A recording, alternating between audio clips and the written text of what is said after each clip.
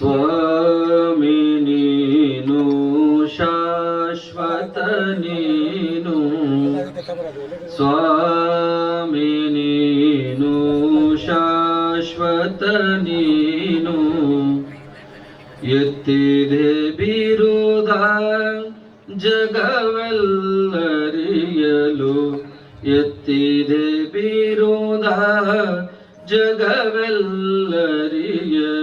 ಸ್ವಾಮಿ ನೀನು ಶಾಶ್ವತ ನೀನು, ಸ್ವಾಮಿ ನೀನು ಶಾಶ್ವತ ನೀನು, ಎತ್ತಿದೆ ಬಿರುದ ಜಗವೆಲ್ಲರಿಯಲು, ಎತ್ತಿದೆ ಬಿರುದ ಜಗವೆಲ್ಲರಿಯಲು, ಮಹಾದೇವ ಮಹಾದೇವ ಇಲ್ಲಿಂದ ಮುಂದೆ ಶಬ್ದವಿಲ್ಲ,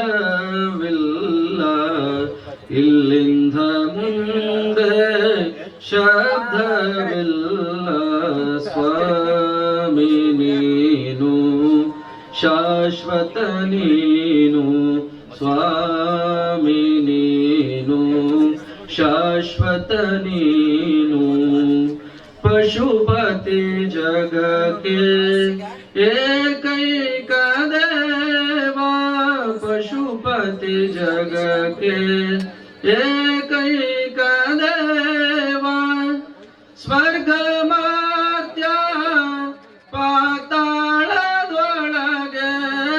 ಸ್ವರ್ಗ ಮರ್ತ್ಯ ಪಾತಾಳದೊಳಗೆ,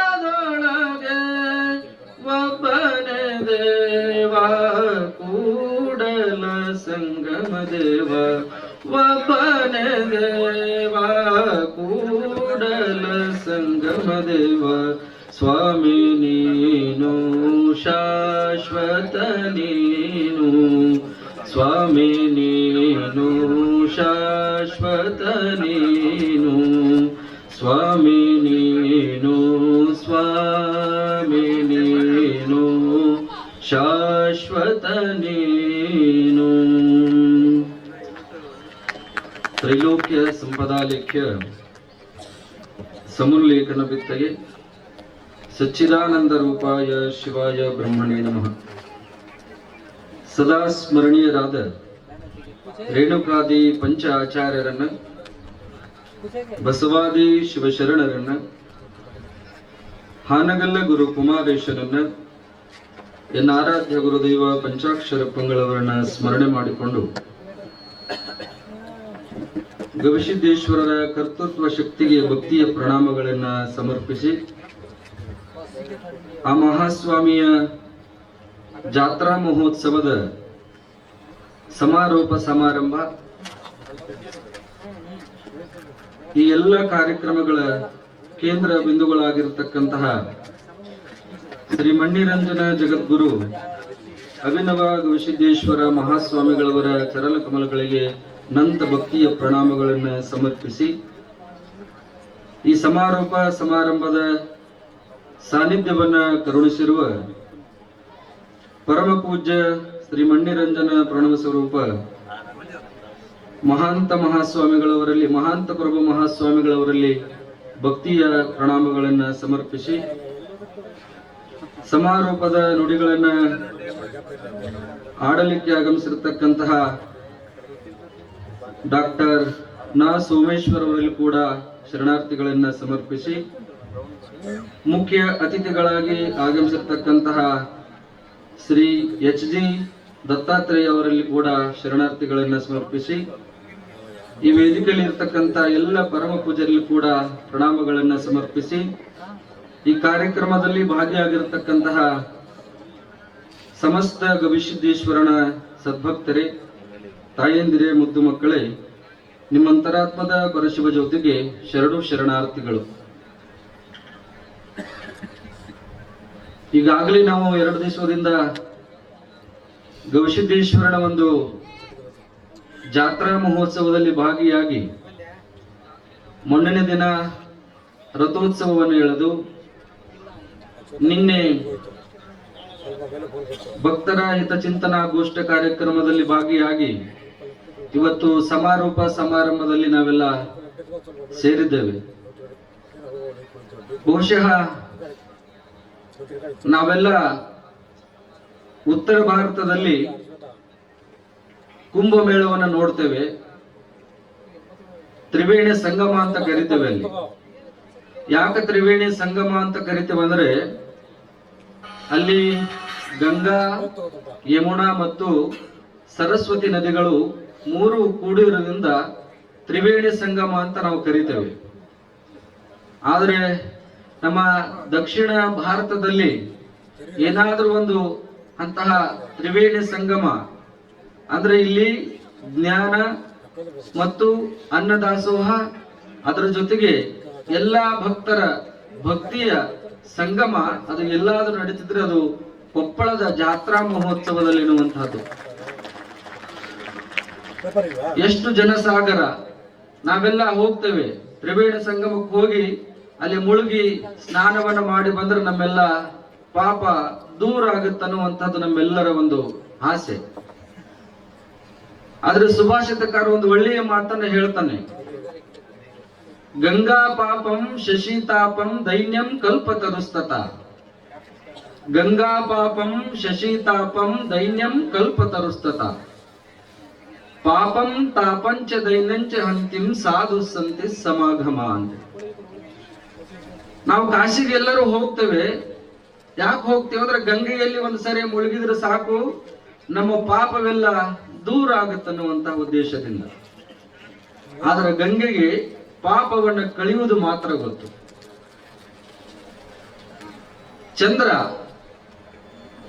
ಚಂದ್ರನಿಗೆ ತಾಪವನ್ನ ಕಳೆಯುವುದು ಗೊತ್ತು.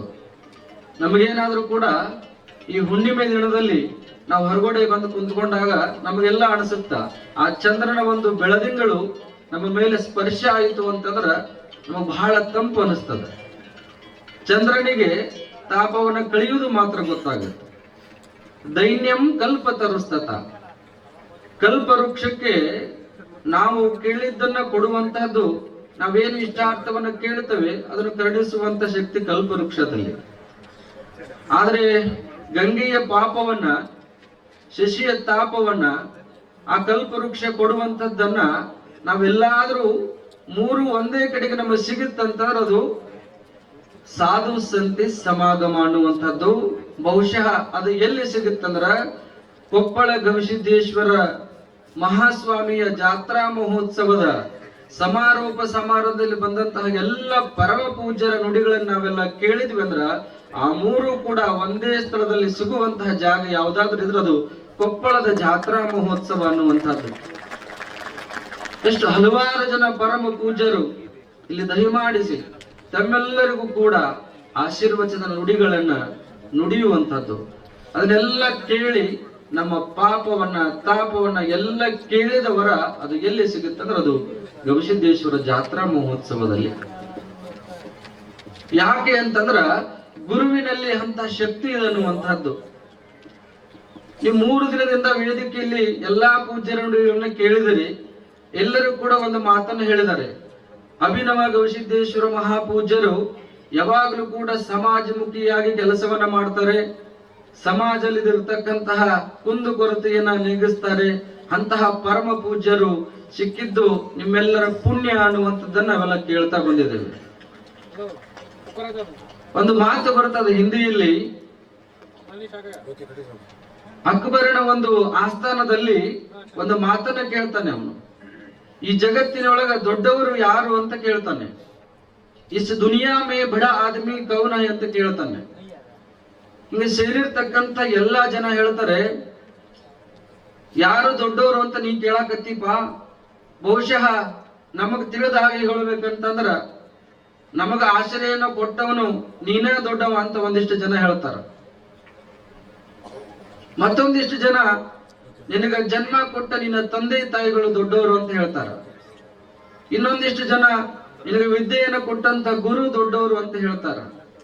ಅವಾಗ ಬೀರ್ಬಲನ್ನ ಕೇಳ್ತಾನೆ ಅಕ್ಬರ, ಅವಾಗ ಒಂದು ಮಾತನ್ನ ಹೇಳ್ತಾನೆ, ಏನು ಅಂತಂದ್ರೆ ನೀವು ಕೇಳಿದ್ರಿ ಇಸ್ ದುನಿಯಾ ಮೇ ಬಡ ಆದಮಿ ಕೌನ್ ಹೈ, ಈ ಜಗತ್ತಿನೊಳಗ ದೊಡ್ಡವರು ಯಾರು ಅಂತ ನೀವು ಕೇಳಿದ್ರಿ, ಈ ಜಗತ್ತಿನೊಳಗ ದೊಡ್ಡವರಿಗೆ ಯಾರು ಅಂತಾರಂತಂದ್ರೆ अपने दुख में दूसरों का दुख दूर करने के लिए हमेशा कोशिश करने वाला इस दुनिया में बड़ा आदमी है.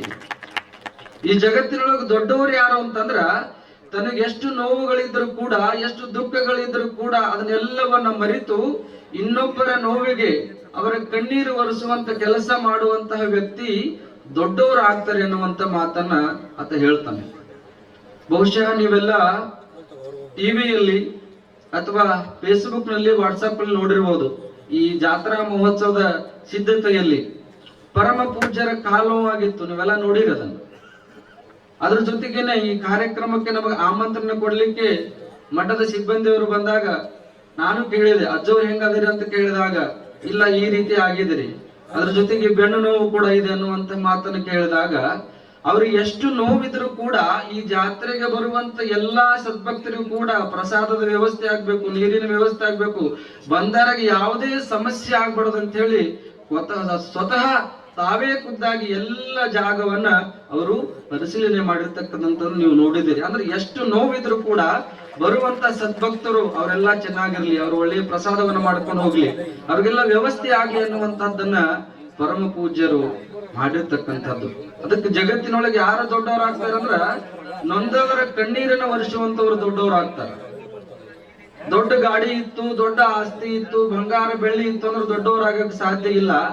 ಯಾವ ವ್ಯಕ್ತಿ ಹಸಿವು ಅಂತ ಬಂದಾಗ ಒಂದು ತುತ್ತವನ್ನು ಪ್ರಸಾದವನ್ನು ಕೊಡ್ತಾರೋ, ನೀರನ್ನು ಕೊಡ್ತಾರೋ ಆ ವ್ಯಕ್ತಿ ದೊಡ್ಡವರಾಗ್ತಾರೆ. ಗವಿಸಿದ್ದೇಶ್ವರ ಮಠ ಅಂತಂದ್ರೆ ಬಹುಶಃ ಎಲ್ಲರಿಗೂ ಕೂಡ ಒಳ್ಳೆಯದನ್ನೇ ಬಯಸುವಂತಹದ್ದು. ಮಕ್ಕಳ ಶಿಕ್ಷಣಕ್ಕಾಗಿ ಪರಮ ಪೂಜ್ಯರು ಎಷ್ಟು ಸಲ ಅವರನ್ನು ನೋಡಿದಿರಿ ತಾವೆಲ್ಲ ಮಾತನಾಡುವಂತ ಸಂದರ್ಭದಲ್ಲಿ. ಪರಮ ಪೂಜ್ಯರು ಮಕ್ಕಳು ವಿದ್ಯೆಯಿಂದ ವಂಚಿತರಾಗಬಾರ್ದು ಅನ್ನುವಂತಹ ವಿಚಾರದಿಂದ ಹಲವಾರು ಕೆಲಸವನ್ನ ಮಾಡುವಂತದ್ದನ್ನ ತಾವೆಲ್ಲ ನೋಡಿರ್ತಕ್ಕಂಥದ್ದು. ವೇದಿಕೆ ಮೂಲಕ ನಿಂತಾನೇನೆ ತಾವೆಲ್ಲ ನೋಡಿದಿರಿ ಅದನ್ನ. ಆ ಮಕ್ಕಳಿಗಾಗಿ ಒಂದು ಶಾಲೆಯನ್ನ, ಹಾಸ್ಟೆಲ್ ಅನ್ನ, ಅವ್ರಿಗೆ ಊಟ ವಸತಿ ಎಲ್ಲವನ್ನ ಕಲಿಸುವಂತಹ ಕೆಲಸವನ್ನ ಪರಮ ಪೂಜ್ಯರು ಮಾಡ್ತಾ ಇದ್ದಾರೆ. ಅಂತಹ ಪರಮ ಪೂಜ್ಯರು ಇವತ್ತು ಈ ವೇದಿಕೆಯಲ್ಲಿ ನಮಗೂ ಕೂಡ ಒಂದಿಷ್ಟು ಅವಕಾಶವನ್ನ ಕೊಟ್ಟು ಮಾತನಾಡ್ಲಿಕ್ಕೆ ಅವಕಾಶವನ್ನ ಕರುಣಿಸಿರ್ತಕ್ಕಂತಹ ಪರಮ ಪೂಜ್ಯರಿಗೆ ಮತ್ತೊಮ್ಮೆ ಭಕ್ತಿಯ ಪ್ರಣಾಮಗಳನ್ನ ಸಮರ್ಪಿಸಿ, ಇಲ್ಲಿ ಸೇರಿರ್ತಕ್ಕಂತಹ ಎಲ್ಲ ಜನ ಬಹುಶಃ ನಮ್ಮ ಗಾನಯೋಗಿ ಪಂಡಿತ್ ಪುಟ್ಟರಾಜ ಕವಿಗಳು ಹೇಳಿದ ಹಾಗೆ ಭಕ್ತರಿಗಿಂತ ದೊಡ್ಡವರು ಯಾರಿಲ್ಲ ಅನ್ನುವಂಥದ್ದನ್ನ ಮದ್ಭಕ್ತ ಮಮಾಧಿಕ ಅಂತ ಹೇಳಿ ಕೃಷ್ಣ ಪರಮಾತ್ಮ ಕೂಡ ಹೇಳಿದಾನೆ. ಪುಟ್ಟಯ್ಯಜ್ಜರು ಕೂಡ ತಮ್ಮ ವಚನದಲ್ಲಿ ಹೇಳ್ತಾರೆ, ಏನಂತಂದ್ರ ಗುರುವಿಗೆ ತನುವನ್ನು, ಲಿಂಗಕ್ಕೆ ಮನವನ್ನು, ಜಂಗಮಕ್ಕೆ ಧನವ ಕೊಟ್ಟು ನಿಶ್ಚಿಂತನಾಗಿರುವ ಭಕ್ತನೇ ಮಹಾದೇವನಯ್ಯ ಅನ್ನುವ ಹಾಗೆ ಎಲ್ಲಾ ಸದ್ಭಕ್ತರು ಸೇರಿಕೊಂಡು ಅಭಿನವ ಗವಿಸಿದ್ದೇಶ್ವರ ಮಹಾಸ್ವಾಮಿಗಳವರು ಮಾಡುವಂತ ಕೆಲಸಕ್ಕೆ ತಮ್ಮದೇ ಆದಂತ ಭಕ್ತಿ ಸೇವೆಯನ್ನ ಸದಾವಕಾಲ ಸಲ್ಲಿಸುವರಂತ ಅಂದ್ರೆ ಅದು ಸದ್ಭಕ್ತರು ಅನ್ನುವಂಥದ್ದು. ಆ ಭಕ್ತರನ್ನ ಎಲ್ಲಾ ಮಹಾತ್ಮರಾಗಿರ್ಬೋದು, ಪರಮಾತ್ಮ ಆಗಿರೋದು ಯಾಕೆ ಕೊಂಡಾಡಿದಾರೆ ಅಂದ್ರೆ ಭಕ್ತರಾದಂತವರು ಎಲ್ಲವನ್ನ ಕೂಡ ಅರ್ಪಣೆಯನ್ನ ಮಾಡಿ ಭಗವಂತನಿಗೆ ಇದೆಲ್ಲ ಗುರು ಕೊಟ್ಟಿರ್ತಕ್ಕಂಥದ್ದು, ಇದೆಲ್ಲ ಭಗವಂತ ಕೊಟ್ಟಿರ್ತಕ್ಕಂಥದ್ದು ಅನ್ನುವಂತಹ ವಿಚಾರದಿಂದ ಎಲ್ಲವನ್ನ ಅರ್ಪಣೆಯನ್ನು ಮಾಡಿ ನಿರ್ಲಿಪ್ತರಾಗಿ ಪೂಜ್ಯ ನುಡಿಗಳನ್ನ ಕೇಳಲಿಕ್ಕೆ ಎಷ್ಟೆಷ್ಟು ಸೌಕಾರ ಇದ್ರು ಕೂಡ, ಎಷ್ಟು ಆಸ್ತಿ ಇದ್ರು ಕೂಡ, ಬಂಗಾರ ಬೆಳ್ಳಿ ಚಲೋ ಬಟ್ಟಿ ಏನೇ ಉಟ್ಕೊಂಡು ಬಂದಿದ್ರು ಕೂಡ ಇವತ್ತು ಎಲ್ಲಿ ಕುಂತಿರಲ್ಲ, ಗುರುಗಳನ್ನು ಮ್ಯಾಲೆ ಕೂರಿಸಿ ತಳಗ ತಾವು ಏನೂ ಇಲ್ಲದ ಹಾಗೆ ಕೆಳಗಡೆ ಕುಂತಿರಲ್ಲ. ಇದೇ ಒಂದು ದೊಡ್ಡ ಭಕ್ತ ಸಾಗರ ಅನ್ನುವಂಥದ್ದು, ಭಕ್ತರು ದೊಡ್ಡವರು ಅನ್ನುವಂಥದ್ದನ್ನ ಮಹಾತ್ಮರು ಹೇಳಿರ್ತಕ್ಕಂಥದ್ದು. ಅಂತಹ ಭಕ್ತರ ಒಂದು ಹಿತಚಿಂತನೆ ನಿನ್ನೆ ದಿವಸ ನಡೆದು ಇವತ್ತು ಸಮಾರಂಭ ಕಾರ್ಯಕ್ರಮ ನಡೆದಿರ್ತಕ್ಕಂಥದ್ದು. ಈ ಒಂದು ಕಾರ್ಯಕ್ರಮದಲ್ಲಿ ನಮಗೂ ಕೂಡ ಮಾತನಾಡ್ಲಿಕ್ಕೆ ಅವಕಾಶವನ್ನು ಮಾಡಿಕೊಟ್ಟಿರ್ತಕ್ಕಂತಹ ಪರಮ ಪೂಜ್ಯರಿಗೆ ಮತ್ತೊಮ್ಮೆ ಪ್ರಣಾಮಗಳನ್ನ ಸಮರ್ಪಿಸಿ, ಪೂಜ್ಯರ ಬಗ್ಗೆ ಹೇಳಲಿಕ್ಕೆ ಮಾತುಗಳು ಸಾಲಲಾರದು. ಅಂತಹ ಪರಮ ಪೂಜ್ಯರು ನಮ್ಮನ್ನು ಕೂಡ ಕರೆಸಿದ್ದಾರೆ. ಮಣ್ಣಿನ ತಾನೇ ನಮ್ಮ ಪರಮ ಪೂಜ್ಯರ ಅಂದ್ರೆ ಅಡ್ನೂರಿನ ಪರಮ ಪೂಜ್ಯರ ಲಿಂಗೈಕ್ಯ ಪಂಡಿತ ಪುಟ್ಟರಾಜ ಕವಿ ಗವಾಯಿಗಳವರಾಗಿರ್ತಕ್ಕಂತಹ ಕ್ರಿಯಾಮೂರ್ತಿಗಳು ನಮ್ಮ ಅಡ್ನೂರ್ ಅಜ್ಜವರು 45 ವರ್ಷಗಳ ಕಾಲ ಅವರ ಕ್ರಿಯಾಮೂರ್ತಿಗಳಾಗಿದ್ರು. ಪುಟ್ಟಯ್ಯಜ್ಜವರು ಎಲ್ಲಿ ಹೋದ್ರು ಕೂಡ ನಮ್ಮ ಪರಮ ಪೂಜ್ಯರನ್ನ ಕರ್ಕೊಂಡು ಹೋಗುವಂತದ್ದು. ಅವರ ಸ್ನಾನ ಪೂಜೆ ಪ್ರಾರಂಭ ಆಗ್ಬೇಕಾದ್ರೆ ನಮ್ಮ ಪರಮ ಪೂಜ್ಯರಿಂದ ಭಸ್ಮವನ್ನ ಶುದ್ಧ ಮಾಡಿಸಿಕೊಂಡು ನಂತರ ಪ್ರಸಾದ ಮಾಡೋ ಕಾಲಕ್ಕೆ ಪಾದೋದಕವನ್ನು ತೆಗೆದುಕೊಂಡು ಪ್ರಸಾದ ಮಾಡ್ತಿದ್ರು. ಅಂತಹ ನಮ್ಮ ಪರಮ ಪೂಜ್ಯರ ಒಂದು ಶಿಲಾಮಠದ ಲೋಕಾರ್ಪಣೆ ನಿಮಿತ್ತವಾಗಿ ನಾವು ಪೂಜ್ಯರಿಗೆ ಆಮಂತ್ರಣವನ್ನು ನೀಡಲಿಕ್ಕೆ ಬಂದಾಗ ಪರಮ ಪೂಜ್ಯರು ಬರ್ತೀವಂತ ಹೇಳಿದ್ರು. ಎಷ್ಟು ಸರಳತೆ ಅಂತಂದ್ರೆ ಪರಮ ಪೂಜ್ಯರಲ್ಲಿ ತಾವು ಯಾವಾಗ ದಯ ಮಾಡಿಸ್ತೀರಿ ಬುದ್ರಿ ತಾವು ಹೇಳ್ರಿ, ಆ ಒಂದು ದಿನ ಪತ್ರಿಕೆಯಲ್ಲಿ ತಮ್ಮ ಹೆಸರು ಹಾಕ್ತೀವಿ ಅಂದಾಗ ಯಾವ ಹೆಸರು ಬೇಡ ಏನು ಬೇಡ ನಾನು ಬರ್ತೀನಿ ಅನ್ನುವಂತ ಮಾತನ್ನು ಹೇಳಿ ಪರಮ ಪೂಜ್ಯರು ನಮ್ಮ ಶಿಲಾಮಠದ ಲೋಕಾರ್ಪಣೆ ಕಾರ್ಯಕ್ರಮದಲ್ಲಿ ಒಂದು ದಿನ ದಯಮಾಡಿಸಿ ಅಲ್ಲಿ ಬಂದಂತ ಎಲ್ಲಾ ಸದ್ಭಕ್ತರಿಗೂ ಕೂಡ ಆಶೀರ್ವಚನವನ್ನ ನೀಡುವಂತ ಸಂದರ್ಭದಲ್ಲಿ ಒಂದು ಮಾತನ್ನು ಹೇಳಿದ್ರು. ಇಲ್ಲೇ ಕೊಪ್ಪಳ ಜಿಲ್ಲೆಯಲ್ಲಿ ಇರ್ತಕ್ಕಂಥದ್ದು ಕುಕ್ನೂರು ತಾಲೂಕಿನ ರಾಜೂರು ಗ್ರಾಮದಲ್ಲಿ ಶಿಲಾಮಠವನ್ನ ನೋಡಿ ಪರಮ ಪೂಜ್ಯರು ಒಂದು ಮಾತನ್ನು ಹೇಳಿದ್ರು. ನೀವು ಈ ಒಂದು ಕೊಂಪಿ ಒಳಗ ಹಂಪಿಯನ್ನ ನಿರ್ಮಾಣ ಮಾಡಿ ಅನ್ನುವಂತಹ ಮಾತನ್ನ ಪರಮ ಪೂಜ್ಯರು ಹೇಳಿದ್ದನ್ನ ನೋಡಿದಾಗ ಬಹಳ ಸಂತೋಷ ಆಯ್ತು. ಅಂತಹ ಪರಮ ಪೂಜ್ಯರು ನಮ್ಮಂತಹ ಯುವ ಸಾಧಕರಿಗೆ ಯಾವಾಗಲೂ ಕೂಡ ಪ್ರೋತ್ಸಾಹವನ್ನು ಕೊಡುವಂತವರು, ಮಾರ್ಗದರ್ಶನವನ್ನ ಮಾಡುವಂತಹ ಪರಮ ಪೂಜ್ಯರು ಅನ್ನುವಂತಹ ಮಾತನ್ನ ಈ ಸಂದರ್ಭದಲ್ಲಿ ಹೇಳಿ ಕೊನೆಗೆ ಒಂದು ಮಾತನ್ನ ಹೇಳ್ತಾ ನನ್ನ ಮಾತಿಗೆ ವಿರಾಮವನ್ನು ನೀಡ್ತಾನೆ. ಒಂದು ಮಾತು ಏನು ಅಂತಂದ್ರೆ, 3 ತಾಸು ಭಾಷಣ ಬಿಗಿಯುವುದಕ್ಕಿಂತ ಊರು ದಾರಿ ಮುಳ್ಳುಗಳ ತೆಗೆಯುವವರೆಗೆ ತಲೆ ಬಾಗುವೆನಯ್ಯ ನಾನು.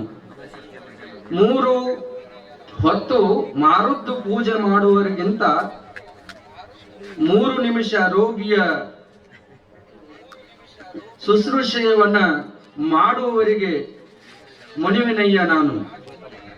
ಹೊಸ ಹೊಸ ಹಸಿ ಬಿಸಿ ರಚಿಸುವುದಕ್ಕಿಂತ ಹಸಿದವರಿಗೆ ಅಶನವ ವಿಕ್ಕುವವರಿಗೆ ವಂದಿಸುವಯ್ಯ ನಾನು.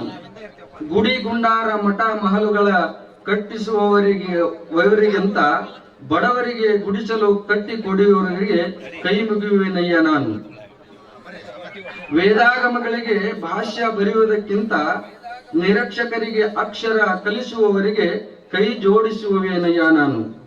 ಸ್ವತಂತ್ರ ಧೀರ ಸಿದ್ದೇಶ್ವರ, ನಿನ್ನ ಹೆಸರು ಹೇಳಿ ಬದುಕುವವರಿಗಿಲ್ಲ ಹಸುಳೆ ಹಂಗಳೇರ ಪೀಳಿಗೆಗಳಿಗೆ ನಮೋ ನಮೋ ಎಂಬೆನಯ್ಯ ನಾನು ಅನ್ನುವಂತ ಮಾತು. ಬಹುಶಃ ಸ್ವತಂತ್ರ ಧೀರ ಸಿದ್ದೇಶ್ವರ ಒಂದು ಮಾತನ್ನ ಹೇಳ್ತಾರೆ, ಈ ಜಗತ್ತಿನೊಳಗೆ ಏನೇನೋ ಮಾಡೋದಕ್ಕಿಂತ ಯಾವ ವ್ಯಕ್ತಿ ವಿದ್ಯೆಯಿಂದ ವಂಚಿತರಾಗ್ತಾ ಇದ್ದಾರೆ ಅವರಿಗೆ ಅಕ್ಷರವನ್ನ ಕೊಡುವಂತ ಕೆಲಸವನ್ನ ಮಾಡಿದ್ರೆ ಸಾಕು, ಅದು ಬಹಳ ದೊಡ್ಡ ಕೆಲಸ ಅನ್ನುವಂಥದ್ದನ್ನ ಹೇಳ್ತಾರೆ. ಬಹುಶಃ ಅಂತಹ ಕಾರ್ಯಕ್ಕೆ ಮುಂಚೂಣಿಯಲ್ಲಿ ಇರ್ತಕ್ಕಂತಹ ಯಾವುದಾದರೂ ಒಂದು ಮಠ ಇದ್ರೆ ಅದು ಕೊಪ್ಪಳದ ಗವಿಸಿದ್ದೇಶ್ವರ ಮಠ ಅನ್ನುವಂತಹದ್ದು. ನಿನ್ನೆ ತಾಯಿ ನೋಡಿದ್ರಿ 1500 ಜನ ಮಕ್ಕಳಿಗೆ ವಿದ್ಯಾರ್ಥಿಗಳಿಗೆ ಒಂದು ಅವರಿಗೆ ವಿದ್ಯೆಯನ್ನು ಕಲಿಲಿಕ್ಕೆ ಅವಕಾಶವನ್ನ ಶ್ರೀಮಠ ಕಲ್ಪಿಸಿ ಕೊಟ್ಟಿರತಕ್ಕಂಥದ್ದು ಅದು ದೊಡ್ಡ ವಿಚಾರ ಅನ್ನುವಂತಹ ಮಾತನ್ನ ಕೂಡ ಈ ಸಂದರ್ಭದಲ್ಲಿ ತಿಳಿಸಿ ಅಂತಹ ಪರಮ ಪೂಜ್ಯರಿಗೆ ಮತ್ತೊಮ್ಮೆ ಭಕ್ತಿಯ ಪ್ರಣಾಮಗಳನ್ನ ಸಮರ್ಪಿಸಿ ನಮ್ಮ ನುಡಿಗೆ ವಿರಾಮ ನೀಡ್ತಾ ಇದ್ದೇವೆ.